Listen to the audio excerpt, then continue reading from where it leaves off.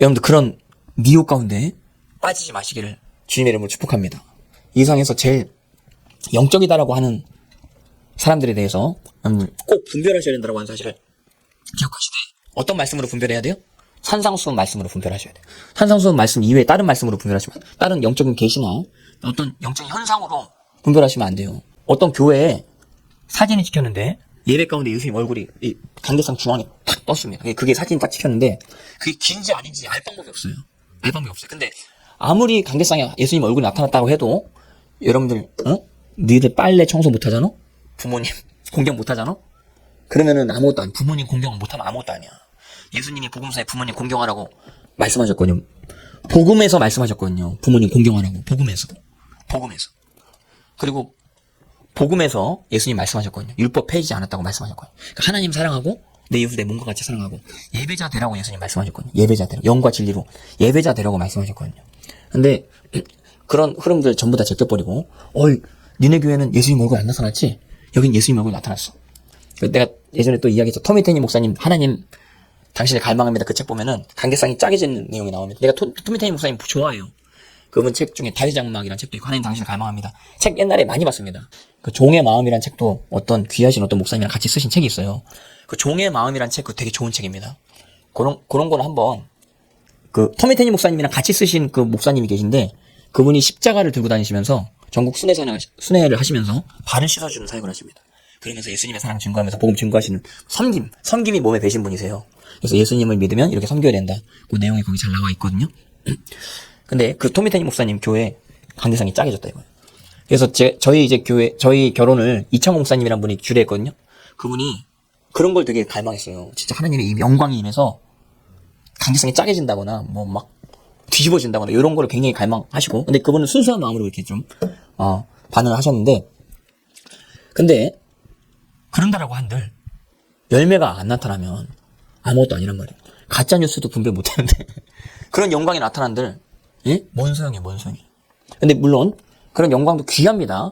그런 것도 정말 하나님의 성품에 대해서 우리가 알 수 있는 기회가 될 수 있는 것입니다. 근데 그런 것들을 이용해서 자기의 유익을 삼으려고 하는 거짓 선자들도 나타날 수 있다고 하는 사실에 대해서, 그러니까 여러분들 일단은 그 어떤 현상이 나타났든지 끝을 봐야 됩니다.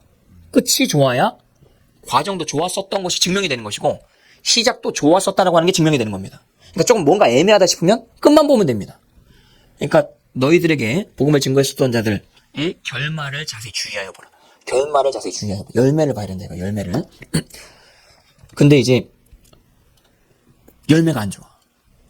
끝이 예수님 말씀대로의 끝이 아니야. 그러면은 그 과정이 있다, 시작이 잘못된 것일 수도 있다라고 하는 사실에 대해서 여러분들 반드시 기억하셔야 되는 것이죠.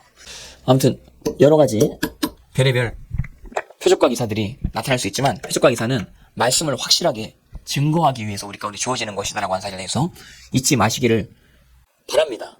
근데 문제가 있는데 이 교회에서 안 되니까 저 교회에서 안 되니까 다른 교회에서 안 되니까 또 다른 교회, 뭐 이렇게 철새처럼 이 교회 저 교회 영적인 건 A 교회, 또 법적인 건 B 교회, 정치적인 건 C 교회, 그래서 A 교회, C 교회, B 교회 뭐 왔다 갔다. 관계성도 아주 넓어요. 여러분들을 많이 알아. 그렇게 다니는데 결국엔 실속은 없어. 그러신 분들이 있을 수 있는데 참 안타까우신 분들일 수 있는 것이죠. 지금 예배가 좀 잘 되고 있어. 그러니까 최근에 원수의 공격을 내가 지금 받는 걸 느낀단 말이에요. 근데 왜 자꾸 이제 우리 교회를 흔들려 그러냐? 예배가 지금 뚫리기 때문에. 그러니까 하나님의 임재가 있으면, 영광이 임하면 그만큼의 어떤 여러 가지 다루심이 있을 수가 있거든요. 근데 그런 가운데 특별히 여러분, 내가 이 얘기 마저 하려고 그랬다. 인도자분들 항상 겸손하셔야 됩니다. 할렐루야. 여러분들 통해서 그 임재가 지금 막 풀어지고 있거든요. 그때 겸손은 뭐냐?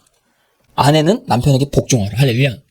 그리고 남편은 아내를 사랑하고, 그래서 아내를 사랑하시고, 그리고 어떤 성경에는 이렇게 나와요. 아내가 그릇이라고 나오는 것이거든요. 연약한 그릇이라고 이렇게 표현이 되어 있어요. 연약한 그릇에 대해서 이렇게 노엽게 하지 말고 함부로 다루지 말라고 하는 말씀이 나와 있는 것입니다. 그러니까 잘 이제 아내에 대해서 그렇게 이제 생각할 수 있도록 그렇게 하시면, 지금 집안 가운데에만 계속 집중하시고 하시면 절대로 신령하다라고 교만해지지 않는다라고 한 사실에 대해서 한번 기억하시길 바랍니다. 신령한 부분들이 너무 이렇게 발달이 되면은 너무 이제 그런 쪽으로만 생각하게 되어지므로 좀 불균형적인 영성이 생길 수도 있는 것이거든요. 너무 신령한 쪽으로만 발달시키는 식으로만 이게 일변도로 시간을 투자하지 마시고 꼭 집안에서 빨래도 하고 설거지도 하고 막 이렇게 육신적으로 도와줄 수 있는 가난한 자들을 항상 생각하고 도와줄 수 있는 이런 것들을 꼭 같이 할 수 있도록 할렐루야. 여러분들 어떤 분들이 그래요. 예배 가운데 굉장한 하나님의 영광을 체험하는 가운데 예수님의 얼굴을 봤습니다. 막 뭐 그러고 하는데 예? 지극히 작은 자 하나에게 한 것이 곧 누구에게 한 것이라?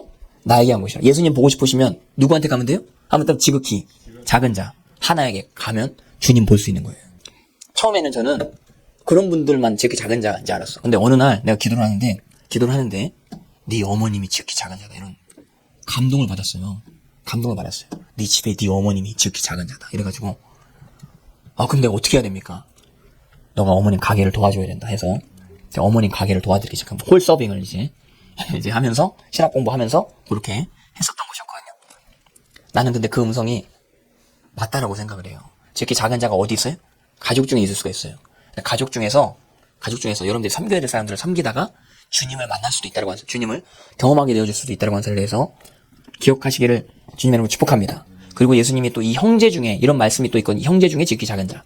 그러니까 여러분들 주변에 이제 선교사님이라든지 말씀 증거하시는 분들, 저 이외에 다른 분들 다 귀하신 분들일 수 있는 것입니다.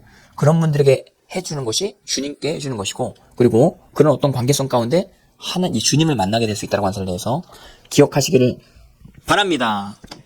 그래서 게으르게 행하시지 마시고 열심히 이제 생업 잘 감당하시는 여러분들 다 되어지시기를 주님 이름으로 축복합니다.